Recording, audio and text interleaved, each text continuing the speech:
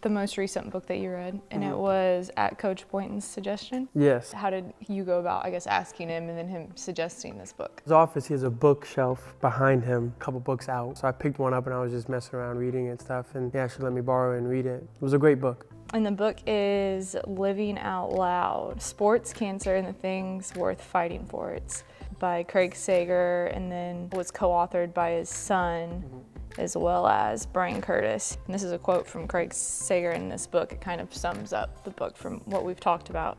Time is something that cannot be bought, it cannot be wagered with God, and it is not an endless supply. Time is how you live your life.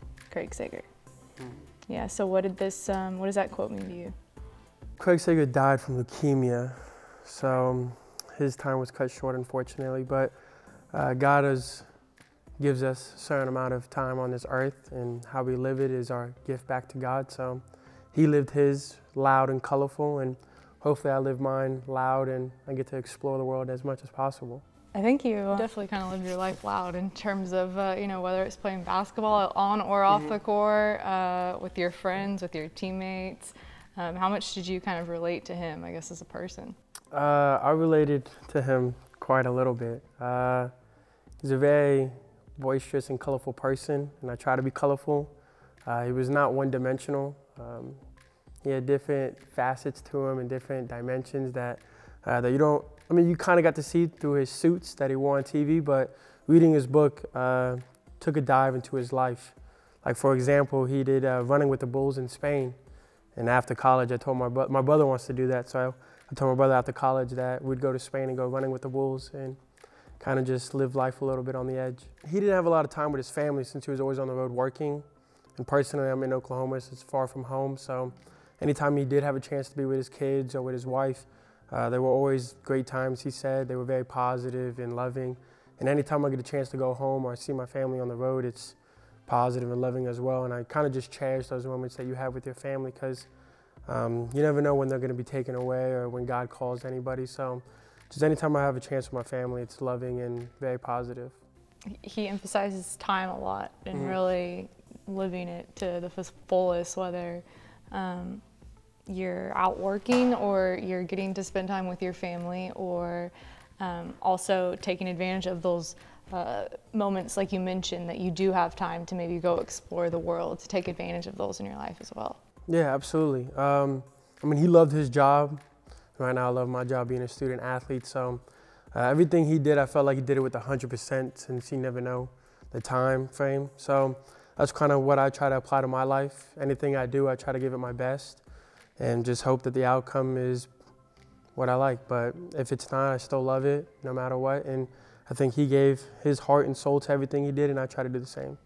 How much do you think that reading books like this, and I know Energy Bus is another book that you've read that is one of your favorites, how do you think that those books, after you read them and you take away certain things, really can change your life and kind of catapult you for the better? I think it's huge. I grew up in a family with 2 teachers, so they read a lot. And in my house there's, I don't know, thousands of books. We have bookshelves on top of bookshelves. I know in my sister's room, one whole side wall from ceiling to the bottom is filled with books.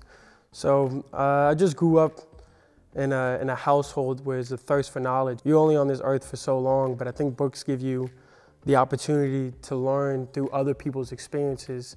So I think books just give so many benefits that if you don't get to experience, other people has experience and they can teach you knowledge. So I think just books as a whole is just another opportunity to learn something that you never knew. Yeah, you see things differently for sure. The Energy Bus, I think, is a favorite among a lot of coaches, and but as an athlete, you've read it as well. Talk about how at that point did you read it in high school? I did read it in high school. My dad read it, but it's always a constant progress to try to get better. And I think on the Energy Bus, with positive energy, you always just strive to get better. I try to be positive in every situation. So if it's receiving a grade, that's not what I was looking forward to, or if it's losing, I try to be positive and learn a lesson. And then just living out loud, I just try to give it my best. So right now, with our team, we're trying to do our best. Every day in practice, we try to get better. Every shoot around, every film session, we try to do it our best because that's what Coach asked for us, and that's what we ask for ourselves. And I think right now we're in a good spot, but when we try to do our best, you're not complacent. So we're trying to be better than what we were yesterday. You know, right now you guys are at a point in the season where you just went up to Morgantown, West Virginia, and you are undefeated up there, right? Yeah, 3-0. Okay, yep. So you, Lindy, Cam, and Trey are all undefeated in Morgantown, which is pretty cool. Yeah, there's a lot of positive energy to wins, but there was a lot of positive energy when we were 0-2 as well. Right. We knew we were knocking on the door.